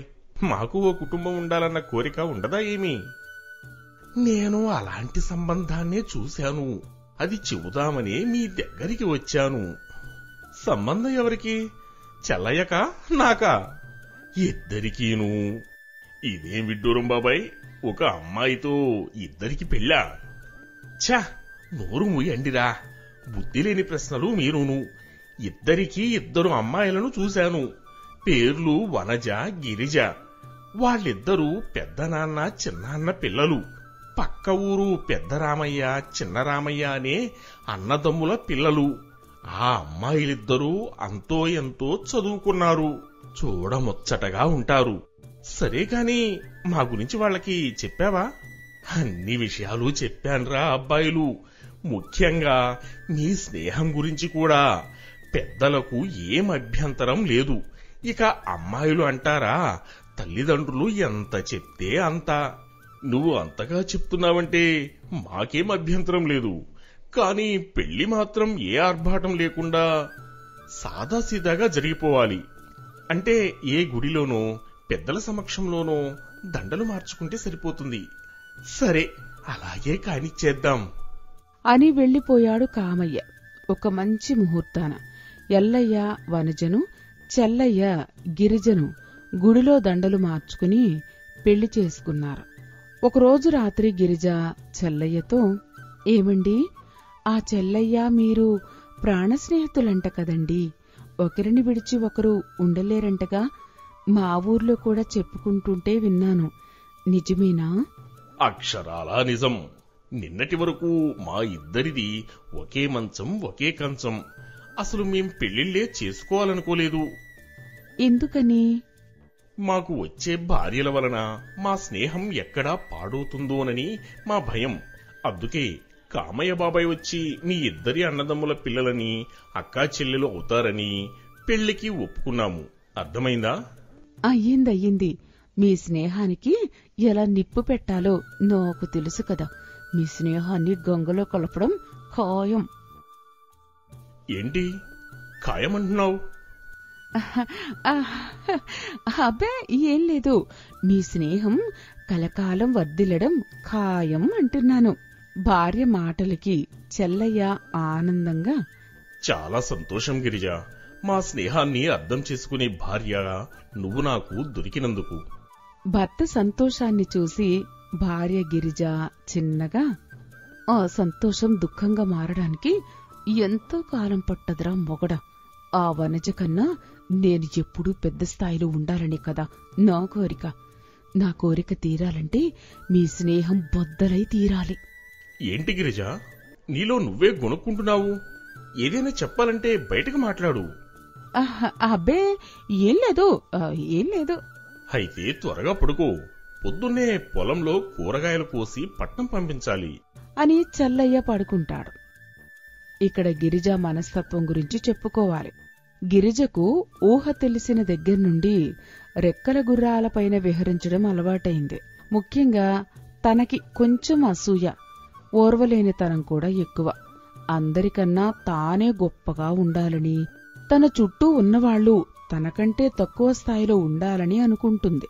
ముఖ్యంగా తన చిన్నాయన కుమార్తెైన వనజ తనతో సమానంగా ఉండకూడదు. గిరిజ తనకి ఎప్పటికైనా పట్నంలో నౌకరీ చేసే భర్త రావాలని కోరుకునేది. ఇప్పుడు అదంతా తారుమారయ్యేసరికి అహం దెబ్బతినడం ప్రారంభమైంది. మరుసటి రోజు తెల్లవారింది. పక్కింట్లోనే ఉంటున్న ఎల్లయ్య లేచి తయారై వంటగదిలో ఉన్న భార్య వనజని చూస్తూ, వనజ, సద్ది త్వరగా సిద్ధం చెయ్యి. చెల్లయ్యకి నాకు ఇద్దరికీ కలిసి కట్టు. ఇవాళ చాలా పని ఉంది పొలంలో. ఇదిగో అంతా సిద్ధమే, తెస్తున్నానండి అని వంటగదిలో నుండి సద్దిమూట తీసుకువచ్చి ఎల్లయ్యకి ఇస్తూ, ఏమండి, ఇంతకు ముందంటే వేరు, ఇప్పుడు చెల్లయ్యకి కూడా పెళ్ళైంది కదా, మా అక్క గిరిజ ఉంది కదా, చెల్లయ్యకి సద్ది కట్టదా? కడితే అది కూడా కలిసి తింటాం. ఇంకెప్పుడు ఇలా వేరు చేసే మాటలు మాట్లాడకు. సరేనండి, నేనేదో మాట వరుస కన్నాను. పనులన్నీ త్వరగా పూర్తి చేసుకుని సాయంత్రం త్వరగా వచ్చేయండి. ఏమో, కూరగాయలు కోసి పట్నం పట్టుకుపోయి షావుకారికి ఇవ్వాలి. ఏ సమయం అవుతుందో తెలీదు అని తన పక్క ఇంట్లోనే ఉంటున్న చెల్లయ్య ఇంటి బయట నిలబడి, చెల్లయ్య, ఓ చెల్లయ్య, త్వరగా రారా. పొలానికి పోయి కూరగాయలు కోసి పట్నంలో షావుకారికి అమ్మి రావాలి కదా అనగానే చెల్లయ్య ఇంట్లో నుంచి బయటికి వచ్చాడు. అతని వెనక గిరిజ కూడా బయటికి వచ్చింది.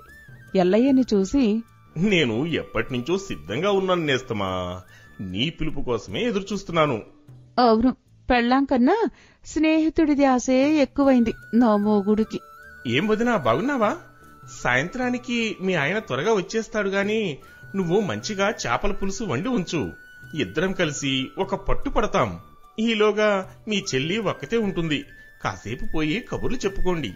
ఏం చెప్పుకోవాలి, ఏం వండుకోవాలి నాకెరికే గాని మీరు భద్రంగా పోయిరండి. చెల్లయ్య ఎల్లయ్య ఇద్దరూ పొలం వైపు నడిచారు.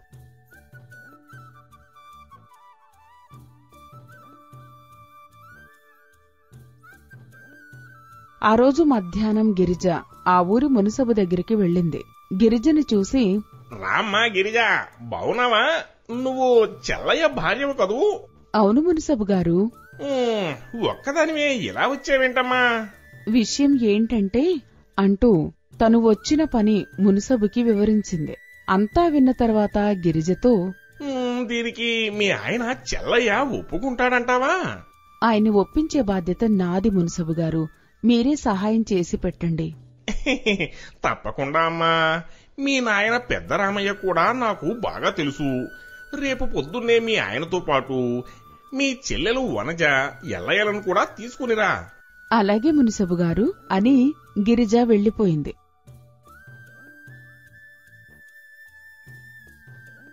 ఆ రాత్రి ఇంటికి వచ్చిన భర్త చెల్లయ్యతో, రేపు పొద్దున్న మనం మునసబు గారి దగ్గరికి వెళ్ళాలి. మీ స్నేహితుడు ఎల్లయ్యకి కూడా చెప్పండి. ఎందుకు?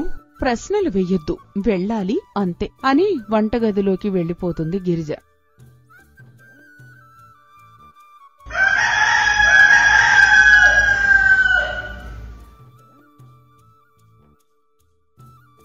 మర్నాడు ఉదయం నలుగురు కలిసి మునసబు గారి ఇంటికి వెళ్తారు.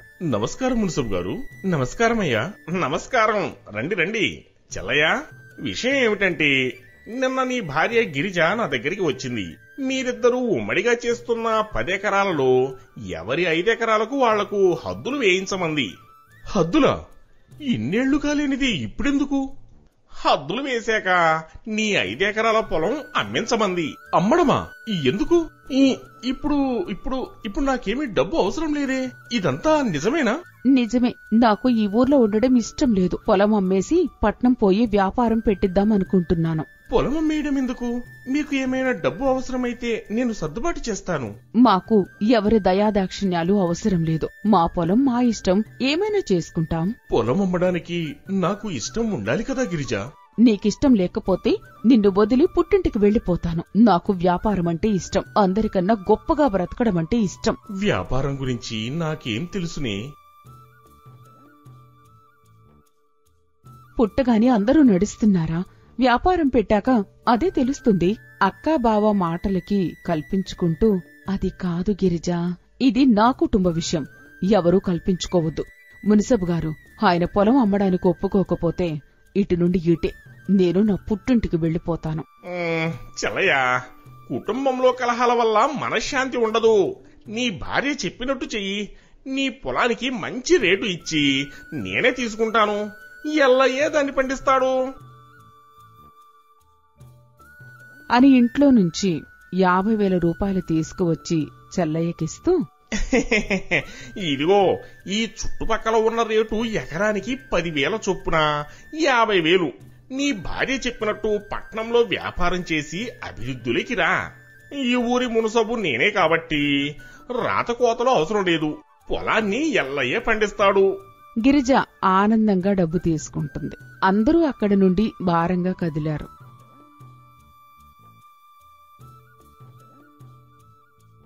అయితే వనజ, ఎల్లయ్య ఎంత చెప్పినా వినకుండా ఆ మరుసటి రోజే చెల్లయ్యని తీసుకుని పట్నానికి వెళ్లిన గిరిజ అక్కడ కొత్త ఇల్లు బాడుగకి తీసుకుని తన భర్త చెల్లయ్యకు తెలిసిన కాయగూరల దుకాణం పెట్టించింది.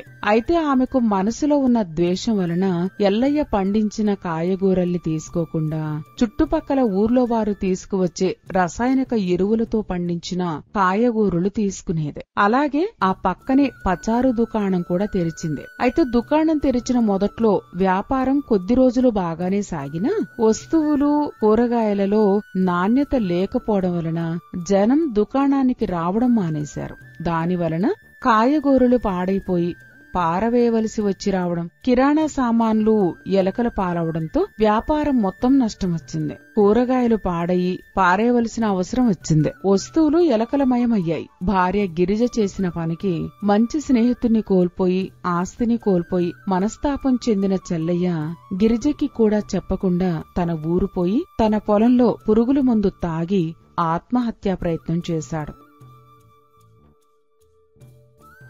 అయితే అనుకోకుండా పొలానికి నీరు పెట్టడానికి వచ్చిన ఎల్లయ్య చెల్లయ్యని చూసి వైద్యుని దగ్గరికి తీసుకెళ్లాడు. చెల్లయ్య తెలివిలోకి వచ్చిన తర్వాత విషయం గిరిజకి కబురు పెడితే గిరిజ పట్నం నుంచి ఊరికి బయలుదేరుతుంది. మున్సబు కూడా అక్కడికి వచ్చాడు. మున్సబుని చూసి, అయ్యా, నా భార్య మాట విని మంచి స్నేహితుణ్ణి ఆస్తిని వదిలి పట్నం వెళ్లినందుకు నాకు తగిన శాస్తి జరిగింది.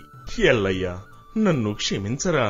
చచా, ఊరుకోరా, నువ్వు ఎప్పటికీ నా స్నేహితుడివే. అవును చెల్లయ్యా, నీ పొలం కోసం నేను నీకు ఇచ్చిన డబ్బు నాకు ఇచ్చేసి పొలం అలాగే నీకోసం ఉంచాడు. ఎప్పటికీ నీ పొలం నీదే. అంతలో ఏడుస్తూ అక్కడికి వచ్చిన గిరిజ, ఏమండి, నన్ను క్షమించండి. మీ మనసుని, మీ స్నేహాన్ని అర్థం చేసుకోలేక తప్పు చేశాను. అమ్మా గిరిజా, నిజమైన స్నేహాన్ని ఆ దేవుడు కూడా విడదీయలేడమ్మా. వీళ్ళు అంతే, వాళ్ళని అలాగే ఉండనిద్దాం. స్నేహం అనేది గొప్ప ధనం. ఆ ధనం కలిగిన ధనవంతులు ఎల్లయ్య, చెల్లయ్య అని మునుసబు అక్కడ్నుంచి వెళ్లిపోతాడు. మిత్రులారా, ప్రపంచంలో అన్నిటికన్నా గొప్పది, సృష్టిలో తీయనిది స్నేహం. ఆ స్నేహం కొన్ని కోట్ల కన్నా విలువైన గొప్ప ధనం. స్నేహితుణ్ణి ఎవ్వరూ ఎప్పుడు దూరం చేసుకోకండి. కష్టసుఖాల్లో ఓదార్పుగా ఉండేది, తోడుగా నిలిచేది నిజమైన స్నేహితుడే. గుర్తుంచుకోండి. మా ఈ కథ మీకు నచ్చినట్లయితే లైక్ చేయండి, షేర్ చేయండి, సబ్స్క్రైబ్ చేసుకోండి. ధన్యవాదములు. అపకారికి ఉపకారం.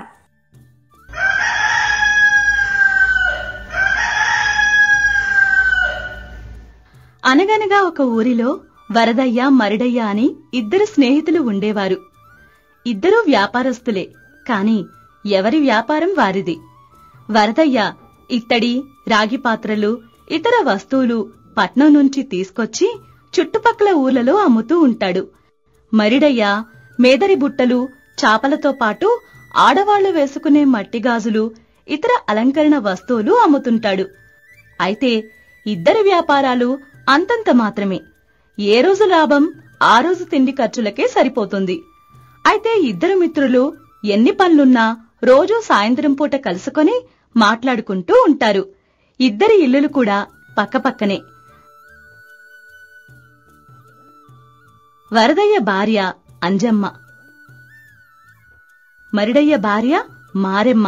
ఇద్దరూ కూడా స్నేహితులే. ఒకరోజు సాయంత్రం వరదయ్య, మరిడయ్య ఇలా మాట్లాడుకున్నారు. మిత్రమా, నీ వ్యాపారం ఎలా ఉందో గాని నా వ్యాపారం పరిస్థితి అస్సలు బాగోలేదు. ఎద్దుల బండి మీద సామాన్లు వేసుకుని ఎంత తిరిగినా సాయంత్రానికి చిల్లర డబ్బులు తప్ప పట్టుమని 10 రూపాయలు వెనకేసుకునే అవకాశమే లేకుండా పోతుంది. రోజురోజుకి వ్యాపారం మీద కూడా ఆశ, శ్రద్ధ రెండూ సన్నగిల్లిపోతున్నాయి. దాంతో మరిడయ్య ఇలా అన్నాడు. రోలు వెళ్లి మద్దెలతో మొరపెట్టుకున్నట్టుంది మిత్రమా. నా వ్యాపారం కూడా నానాటికి తీసికట్టు మిడతంబొట్టు అన్నట్టుంది. ఎవరికి చెప్పుకోవాలో అర్థం కాని పరిస్థితిలో ఉన్నాను మిత్రమా. అనగానే వరదయ్య ఇలా అన్నాడు. మనం ఈ వ్యాపారాలు కాకుండా ఏదన్నా మంచి చవకగా దొరికే వస్తువులు ఏమైనా తెచ్చుకొని కలిసి వ్యాపారం చేస్తే బాగుంటుందనుకుంటున్నాను. ఎక్కడికి పోయి ఏమి తీసుకువచ్చి వ్యాపారం చేద్దాం మిత్రమా. మొన్న నేను సరుకు కోసం పట్నం పోయినప్పుడు ఎవరో అనుకుంటుంటే విన్నాను, ఇక్కడికి తూర్పు దిక్కున ఉన్న దీవులలో తినుబండారాలు, కాయగూరలు, పండ్లు, గంధపు చెక్కలు, చాలా సుగంధ ద్రవ్యాలు తక్కువ ధరకు దొరుకుతాయట.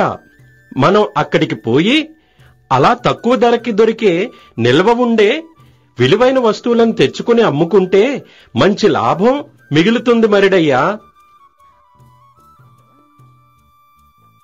అనగానే మరిడయ్య ఇలా అన్నాడు. నేనేమంటాను మిత్రమా, మనకి 4 రూపాయలు మంచిగా మిగులుతాయంటే ఎంత దూరమైనా పోయి వ్యాపారం చేద్దాం. అయినా 4 రూపాయలు మిగిలి వెనకేసుకోవడమే కదా కావాలి.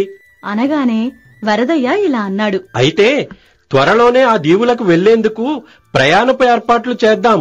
దీవులంటే సముద్రంలో ఎక్కడో ఉంటాయి. మన సముద్రపు ప్రయాణానికి పడవ కావాలి కదా. ఓస్, అదెంత పని! లచ్చిగాడుంటే బుచ్చిగాడు కరువా అని చేతిలో డబ్బుంటే పడవేం కర్మ, పెద్ద పెద్ద ఓడలే వస్తాయి. ఎలాగూ ఇద్దరం కలిసే వ్యాపారం చేద్దామనుకుంటున్నాం కాబట్టి ప్రయాణానికయ్యే ఖర్చు కూడా చెరిసగం పెట్టుకుందాం అని ఇద్దరూ సగం సగం డబ్బు వేసుకుని ఊరిలోని వడ్రంగి వీరయ్య దగ్గర నాణ్యమైన కర్రతో సముద్ర ప్రయాణానికి అనువైన పడవను చేయించారు. మరుసటి రోజు ప్రయాణమనగా అవసరమైన తినుబండారాలు సర్దుకుంటుండగా వరదయ్య భార్య అంజమ్మ వరదయ్యను ఇలా అడిగింది.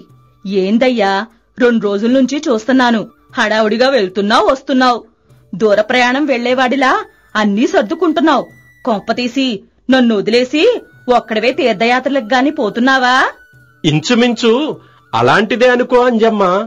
తీర్థయాత్రలకు వెళితే తిరిగొస్తానని ఖచ్చితంగా చెప్పొచ్చు, కానీ ఈ యాత్రలో తిరిగి వస్తానో లేదో చెప్పలేను. అవేం అపశకునం మాటలయ్యా, నువ్వెక్కడికి వెళ్ళినా క్షేమంగానే వస్తావు, నాకా నమ్మకం ఉంది గాని ఇంతకీ ఎక్కడికెళ్తున్నావయ్యా, నాకు చెప్పకూడని రహస్యమా? అనగానే వరదయ్య ఇలా అన్నాడు. రహస్యం ఏమీ లేదంజమ్మ.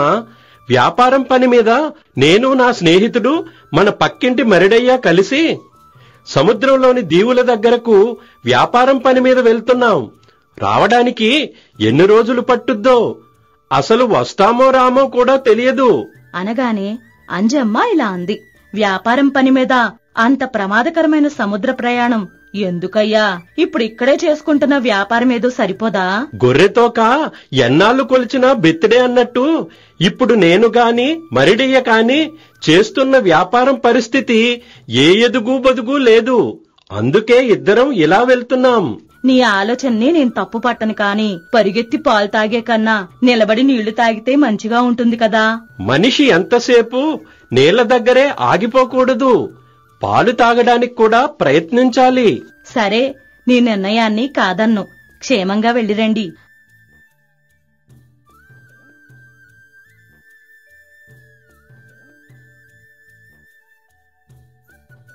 మరుసటి రోజు ఉదయం వరదయ్య మరిడయ్య ఊరి పక్కన ఉన్న కాలువలో పడవ వేసుకుని ఆ కాలువల ద్వారా నదిని, నది ద్వారా సముద్రాన్ని చేరి ప్రయాణం సాగించారు. రోజంతా ప్రయాణించినా ఏమీ కనిపించకపోవడంతో వరదయ్యని చూసి మరిడయ్య ఇలా అన్నాడు. మిత్రమా, నువ్వు విన్నది నిజమేనా? మనం మోసపోయామా? చెప్పినవాడు మనల్ని మోసగించాడా? అనగానే వరదయ్య ఇలా అన్నాడు. మిత్రమా, ఆడికి మనం ఎవరో తెలియదు, ఎందుకు అసత్యం చెప్తాడు? నిండా మునిగినాం కదా, చలెందుకు? ఏమైతే అదయ్యింది, ముందుకే వెళ్దాం అంటూ సముద్రంలో ముందుకు సాగుతుండగా దూరంగా ఒక దీవి కనిపించింది. అది చూసి మరిడయ్య ఇలా అన్నాడు. మిత్రమా, అదిగో దూరంగా దీవి కనపడుతోంది. బహుశా అతను చెప్పిన దీవి అదే అనుకుంటాను. కావచ్చు, పడవను అటువైపే పోనిద్దాం అంటూ పడవను అటువైపు వెళ్తుండగా అలల మధ్య కనపడకుండా ఉన్న ఒక రాయిని గుద్దుకొని పడవ ముక్కలైపోయింది. ఎక్కువ దూరం లేదు కాబట్టి ఇద్దరూ ఈదుకుంటూ దీవి ఒడ్డుకు చేరారు. ఒడ్డుకు చేరాక మరిడయ్య వరదయ్యతో ఇలా అన్నాడు. ఇలా జరిగిందేంటి? మనం రావాలనుకుంటున్న ద్వీపం ఇదేనా? కాకపోతే ఏంటి పరిస్థితి? అప్పుడు వరదయ్య ఇలా అన్నాడు. నువ్వేం కంగారు పడకు. అదృష్టవశాత్తు మనం ఏదో ఒక దీవి దగ్గరకు చేరాము.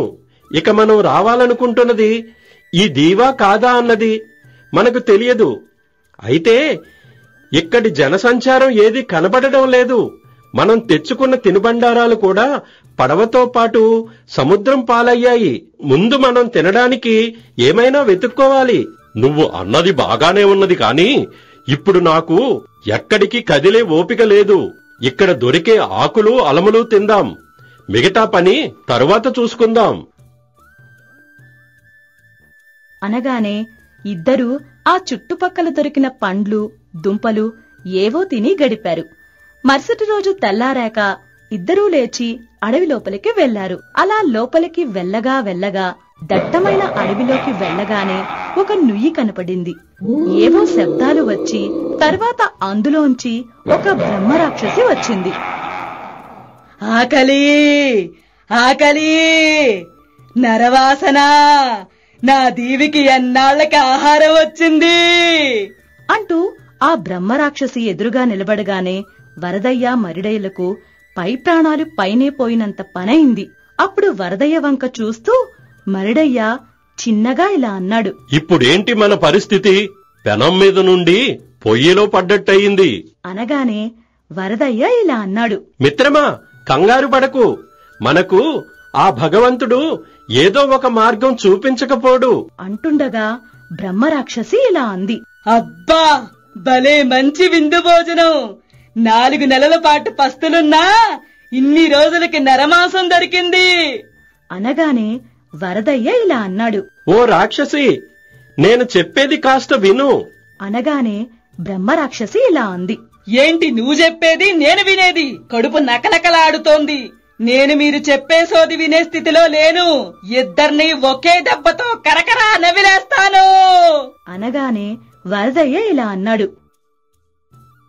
నువ్వెంత ఆకలి మీద ఉన్నావో నేను గమనించాను కాబట్టే నీకొక మంచి విషయం చెప్తానంటున్నాను. ఏంటా మంచి విషయం? నువ్వు మా ఇద్దరినీ తిన్నా మేము నీ ఎడమ పేగు కూడా ఆనము. సముద్రంలో ఈ దీవి కన్నా ముందు మేము ఇంకొక దీవిని చూశాము. అక్కడ పెద్ద ఆహారపు నిధి ఉన్నది. అది నువ్వు సంవత్సరం పాటు తిన్నా తరగదు.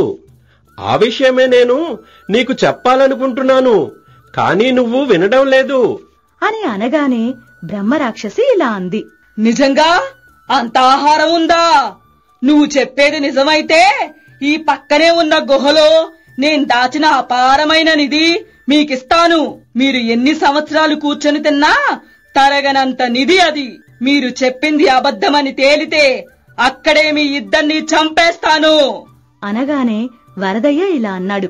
ఖచ్చితంగా అలాగే చెయ్యి. కాని ఆ దీవికి వెళ్లడం ఎలా? మా పడవ సముద్రంలో మునిగిపోయింది కదా. నా దగ్గర ఒక పడవ ఉంది, నేను దాన్ని తీసుకొస్తాను, రండి అని సముద్రపు ఒడ్డుకు పోయి ఇలా అంది. మీరిక్కడే ఉండండి, నేను పడవను తీసుకొస్తాను అని సముద్రం ఒడ్డు నుండి ముందుకు వెళ్ళింది. అప్పుడు వరదయ్యను చూసి మరిడయ్య ఇలా అన్నాడు. మిత్రమా, ఏంటి నువ్వు చెప్పింది? ఇంకో దీవి ఎక్కడుంది? తరగని ఆహారం ఎక్కడుంది? ఎందుకలా చెప్పావు? అవన్నీ తర్వాత విషయాలు. ముందు బ్రహ్మరాక్షసిని ఏమర్చాలి, అందుకే అలా చెప్పాను అంటుండగా బ్రహ్మరాక్షసి వచ్చి ఇలా అంది. పడవ సిద్ధంగా ఉంది, రండి అనగానే ముగ్గురు పడవెక్కారు.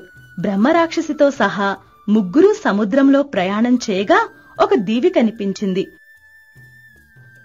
పడవ ఆపి అందరూ దిగారు. అప్పుడు బ్రహ్మరాక్షసి ఇలా అంది. ఇదేనా మీరు చెప్పిన దీవి? ఎక్కడ నా ఆహారం? పద, బాగా లోపలికి వెళ్ళాలి.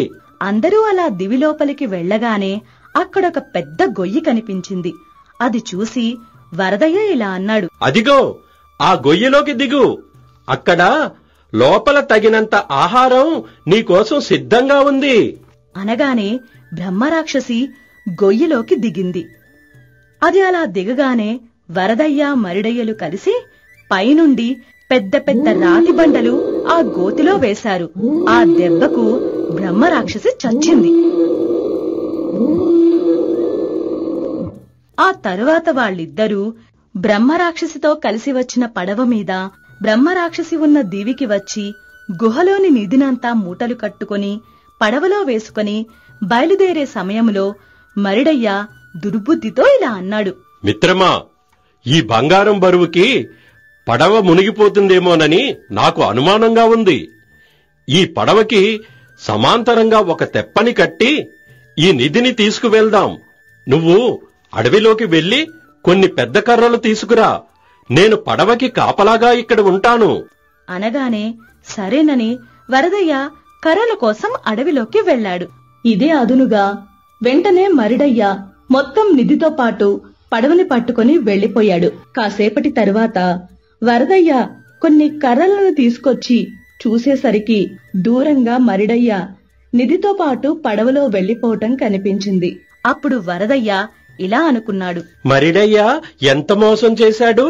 మిత్రునిగా ఉంటూనే నిధి కంటపడేసరికి మోసం చేసి నిధితో పారిపోతున్నాడు. ఇక్కడి నుండి బయటపడడం ఎలా అని అనుకుని తాను తెచ్చిన కర్రలతో ఒక తెప్పని తయారు చేసి దానిపైన తెడ్డు సహాయంతో సముద్రంలోకి బయలుదేరాడు. అలా కొంత దూరం వెళ్లేసరికి మరిడయ్య పడవ తుఫానులో చిక్కుకొని పడవ దెబ్బతిని దగ్గర్లోని దీవికి కొట్టుకుపోయింది. అది చూసిన వరదయ్య మరిడయ్యను కాపాడటానికి అక్కడికి వెళ్లాడు. అది చూసి సిగ్గుపడుతూ మరిడయ్య ఇలా అన్నాడు. క్షమించు మిత్రమా, అంత నిధి కళ్ళతో చూసేసరికి దుర్బుద్ధి పుట్టి ఇలా చేశాను. కాని నువ్వు సహృదయంతో నన్ను కాపాడడానికి వచ్చావు. ఈ నిధి అంతా నువ్వే తీసుకో అనగానే వరదయ్య ఇలా అన్నాడు. చూడు మరిడయ్య, డబ్బు శాశ్వతం కాదు, స్నేహం శాశ్వతం. ఆ నిధిని మనమిద్దరము పంచుకుందాం పదా అని ఇద్దరూ గ్రామానికి తిరిగి వచ్చి నిధిని పంచుకొని జీవించారు. మిత్రులారా, నమ్మక ద్రోహం ఎప్పుడూ మంచిది కాదు. ఈ ప్రపంచంలో ఏదీ శాశ్వతం కాదు. ఏదీ మనతో రాదు. మనం లేకపోయినా మిగిలేది మంచితనం ఒక్కటే. ఉన్నన్ని రోజులు మంచిగా ఉందాం. మిత్రులారా, మా ఈ కథ మీకు నచ్చినట్లయితే లైక్ చేయండి, షేర్ చేయండి, మా ఛానల్ ని సబ్స్క్రైబ్ చేయండి. మీ విలువైన అభిప్రాయాలను కామెంట్ రూపంలో తెలియజేయండి. ధన్యవాదాలు.